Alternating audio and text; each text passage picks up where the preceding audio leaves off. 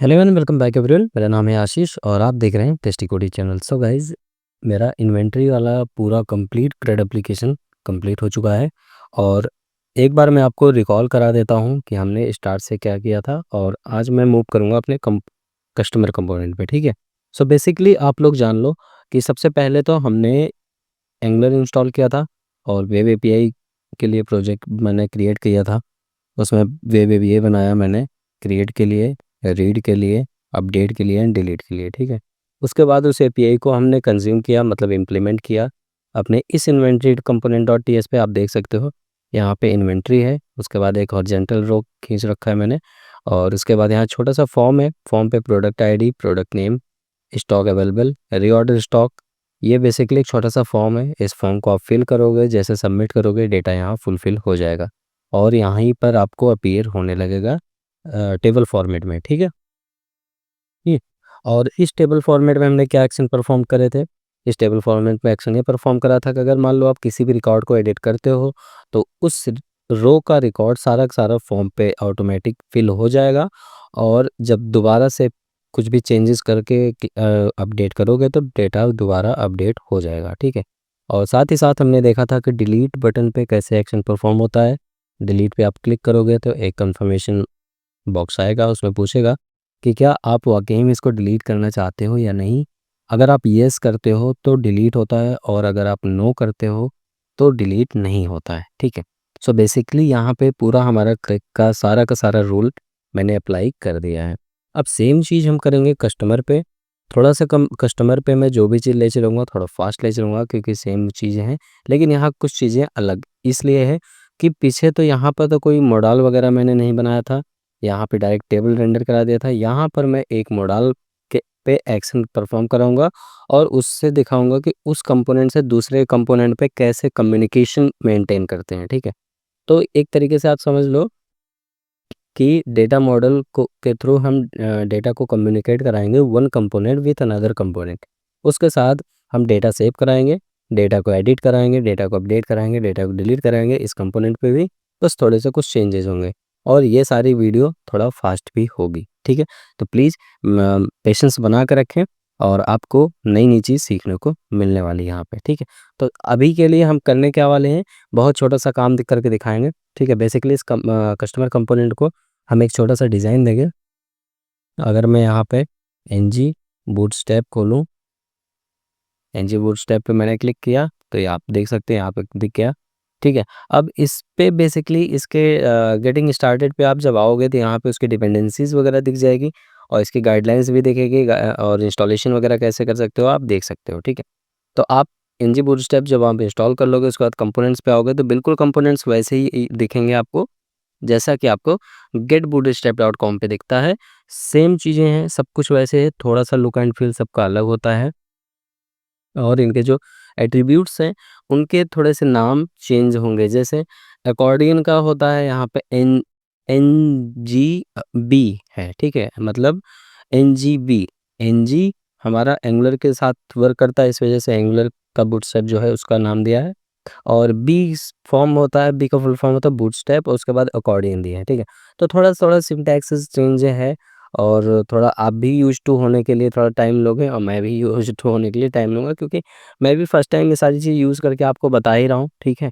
तो इसके लिए परेशान मत होना, थोड़ा आराम से एक दो प्रोजेक्ट करोगे डन हो जाएगा। ठीक है।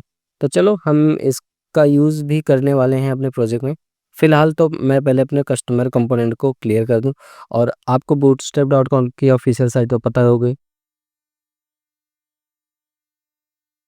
गेट बूटस्ट्रैप लिखोगे तो जो फर्स्ट लिंक आएगा आप क्लिक कर देना है। तो ये रही getbootstrap.com की साइट। ठीक है। और यहाँ पर भी आपको सारी चीज़ें मिल जाएंगी। एग्जाम्पल पे तो यहाँ सारे बने बनाए एग्जाम्पल्स मिल जाएंगे, बट यहाँ पे जब आप डॉक्स पे आओगे तो यहाँ पे डॉक्स पे भी कंपोनेंट्स मिल जाएंगे। ठीक है। और अगर यहाँ पर आप देखोगे तो यहाँ फॉर्म्स वगैरह सारी चीज़ें आपको मिल जाएगी। हालांकि यहाँ पे आप सर्च कर सकते हो, आपके पास ये फीचर बेस्ट है कि आप चीज़ों को यहाँ पे सर्च करके दिखा सकते हो। ठीक। तो सबसे पहले तो यहाँ पे मैं बटन्स अगर मान लो सर्च करता हूँ तो आपको बटन्स यहाँ मिल जाएंगे। मैंने एंटर किया बटन्स लिख के तो आप देख सकते हैं यहाँ पे बेसिक बटन आ गया। ये बेस क्लास है, बाकी ऐसे क्लास देके आप बटन्स बना सकते हो, ऐसे बटन बना सकते हो। ठीक है। तो ये सारे बटन्स के कस्टमाइजेशन बटन के प्रॉपर डिटेल्स हैं और इन सारी चीज़ों को हम यूज़ करने वाले हैं अपने एप्लीकेशन में, ठीक है। तो कैसे यूज़ करेंगे, चलिए देखते हैं। सबसे पहले तो विजुअल स्टूडियो कोड पे अपने प्रोजेक्ट पे आते हैं और आप देख सकते हो पिछले वीडियो में हमने ये सारी चीज़ें डन करी थी। तो इनको करते हैं close because we don't need this. और अब हमें काम है कस्टमर कंपोनेंट पे। तो इस कस्टमर कंपोनेंट को ओपन करते हैं और इसके एचटीएमएल पे आते हैं। पहले तो यहाँ पे छोटा-सा मतलब कुछ चीज़ें यहाँ पर पुट करते हैं। जैसे सबसे पहले तो हमें ऐड करने के लिए एक बटन लगाना है, ठीक है। तो बटन से ही उठाते हैं हम। तो यहाँ पर देख सकते हो आप बहुत सारे बटन हैं, आप जो भी लेना चाहो ले सकते हो। यहाँ स्मॉल बटन है, मैं एक काम करता हूँ, मैं थोड़ा सा लार्ज बटन लूँगा क्योंकि एज़ पर आवर डिज़ाइन, या तो आप ये समझ लो, इसी को ले लेता हूँ, ठीक है। जस्ट इसको मैंने कॉपी किया और कॉपी करने के बाद यहाँ पे पेस्ट कर देता हूँ। पेस्ट करने के बाद इस स्मॉल बटन को यहाँ से हटाता हूँ, इसको ऐसे। और सबसे पहले तो ये जो डिव है, इस डिव सॉरी ये जो बटन है, बटन को एक कंटेनर के अंदर रखता हूँ। कंटेनर, ठीक है।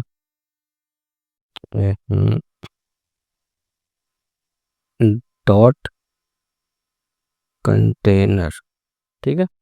अब ये हमारा एक डिव हो गया और इसके अंदर एक लेता हूँ रो, जिससे कि हमारा बटन इधर उधर बहके ना, ठीक है। इस वजह से मैं इसको बेसिकली लिख रहा हूँ। इसको कंट्रोल एक्स करा और एक रो के अंदर इसको मैंने डाल दिया और सेव कर दिया। अब जस्ट यहाँ पे चेंज करना है, add customer, add new customer, और सेव करके एक बार चेक करते हैं कि क्या बटन हमारी अपीयर हो रही है कि नहीं। तो आप देख सकते हैं यहाँ पे बटन प्रॉपर अपीयर हो रही है, बट ये बहुत बड़ी लाइन, मतलब बहुत बड़ा बटन है। तो कोई दिक्कत नहीं है, बड़ा बटन है, बट थोड़ा सा इसे मार्जिन बॉटम देना पड़ेगा थोड़ा सा। तो इसको हम एक काम करते हैं, ये जो हमारा रो आ रहा है, ये इस रो पे ही दे देते हैं M-B-3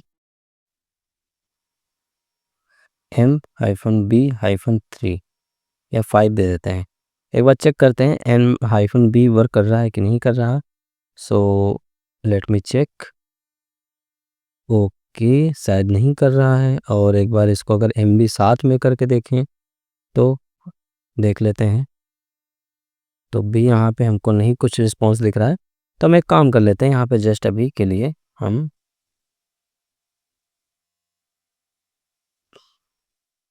सेव किए और सेव करने के बाद ओके, ये अभी भी नहीं आ रहा, तो इसको हम यहाँ से डिज़ाइन कर लेते हैं। अब देखो यहाँ पे नहीं हो रहा कुछ भी, तो इसका मतलब है हमारा मार्जिन टॉप रहने देते हैं, मार्जिन बॉटम 20 px। ओके, तो इसका मतलब है कि यहाँ पर मार्जिन बॉटम नहीं लेगा, कोई दिक्कत नहीं है।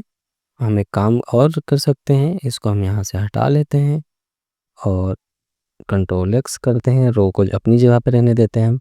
थोड़ा रो से हमें दिक्कत नहीं है। हम ये जो कंटेनर है, कंटेनर पे हम देते हैं style margin top 20 px। Let's see हमारा पेरेंट वाले ड्यू पे अप्लाई होता है कि नहीं। तो यहाँ पे आई थिंक कुछ अप्लाई नहीं हो रहा, ठीक है। ये हमारे टॉप मतलब कंटेनर को भी ओवरलैप ही कर दे रहा है। बेसिकली आप देख सकते हैं ये कंटेनर है हमारा, इस कंटेनर पे हमने 20 पिक्सल का दे दिया था गैप। अब जब मैंने और दिया तब आया, ठीक है। तो हम एक काम करते हैं, इसको हम ऐसे रखते हैं 60 नहीं 70% पे रख देते हैं, ठीक है, कोई इशू नहीं। तो इसको यहाँ देते हैं 70 पिक्सल और जब सेव करते हैं, अब आप ब्राउज़र पे आओगे, इसको हटा दो, तो अब आपको बड़ा सा ऐड न्यू कस्टमर का बटन दिखेगा, ठीक है। और अब इसके बाद हम इसे जस्ट नीचे हम टेबल रेंडर कराना है हमको, तो दूसरे रो में कराना पड़ेगा। तो उस रो के लिए हम अगेन यहाँ पर एक डॉट रो लेते हैं और रो के बाद अब इस रो के अंदर हम टेबल रेंडर कराने वाले हैं, ठीक है। हैं, कुछ तो सजेशन आया था।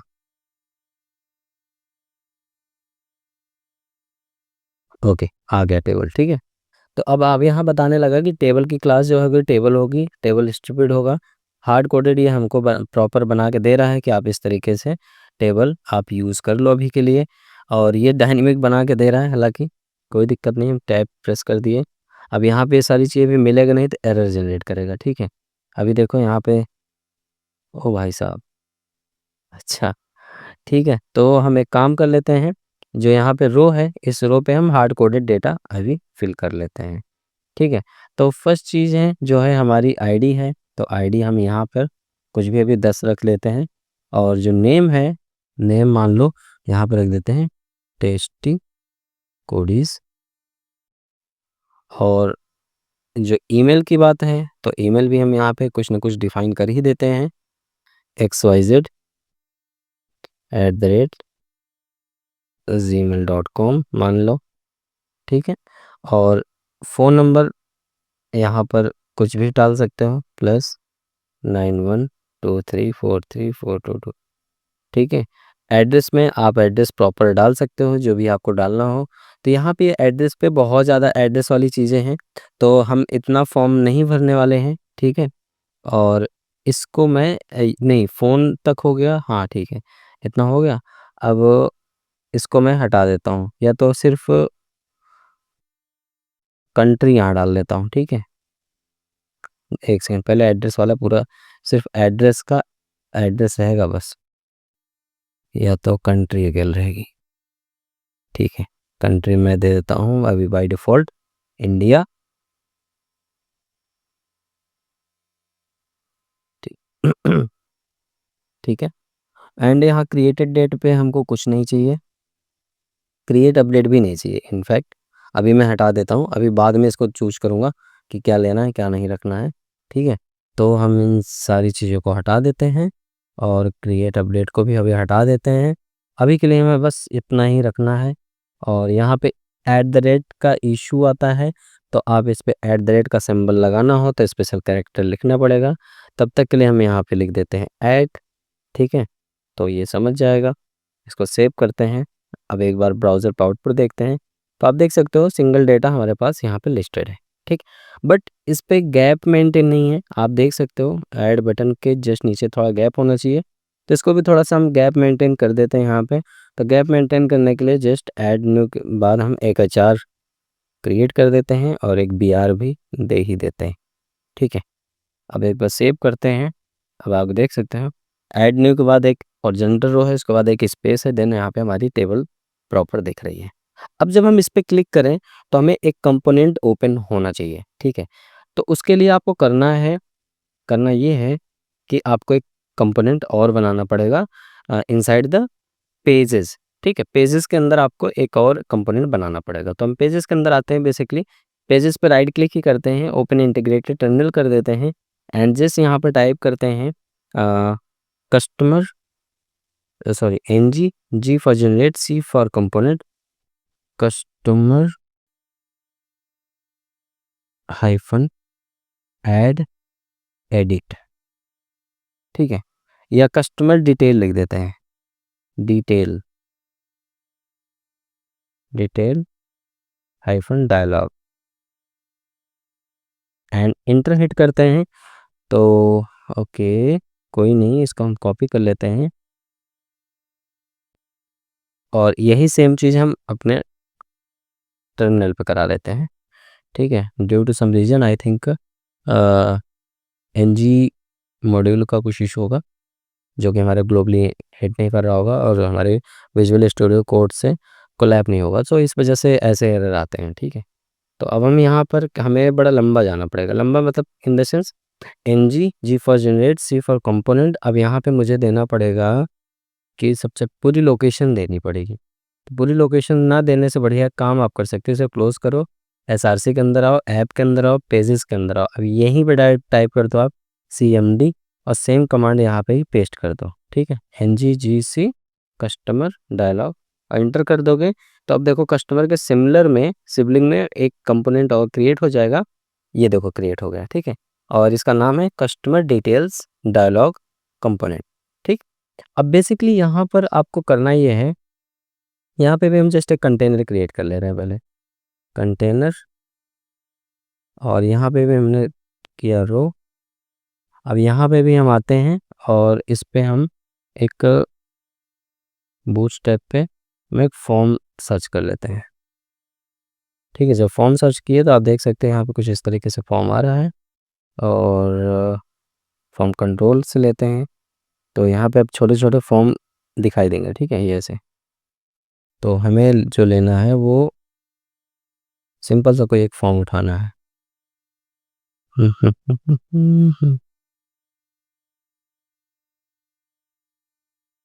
पासवर्ड, एक सेकंड एग्जांपल में देख लेते हैं, एग्जांपल में फॉर्म पड़ा होगा।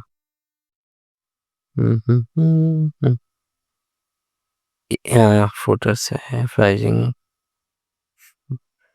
Okay okay okay, sign in. हालांकि है तो यहाँ पे फॉर्म छोटा सा, but I need more attractive form.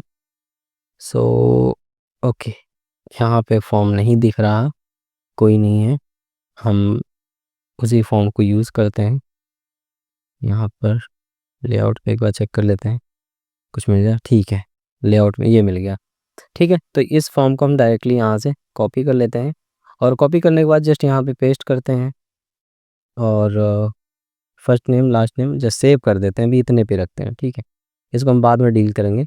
अब उसके बाद फिर से आते हैं अपने कस्टमर कंपोनेंट में और यहाँ पर बेसिकली हमको क्या करना है, हमें कॉल करना पड़ेगा अपने उस कंपोनेंट को जो हमने अभी बनाया। ठीक है, तो उसको कॉल करने के लिए आपको करना क्या है, बहुत सिंपल सा चीज़ें हैं, बहुत ज़्यादा परेशान होने की बात नहीं है यहाँ पे। सबसे पहले तो यहाँ पर कॉमन मॉड्यूल आपको ऐड करना है। ठीक है, तो ये आज की वीडियो में बस इतना ही, मिलते हैं नेक्स्ट वीडियो में। तब तक के लिए bye bye, keep practice keep coding, take care. कोई डाउट हो तो कमेंट अपना ज़रूर ड्रॉप करें। Bye bye, take care.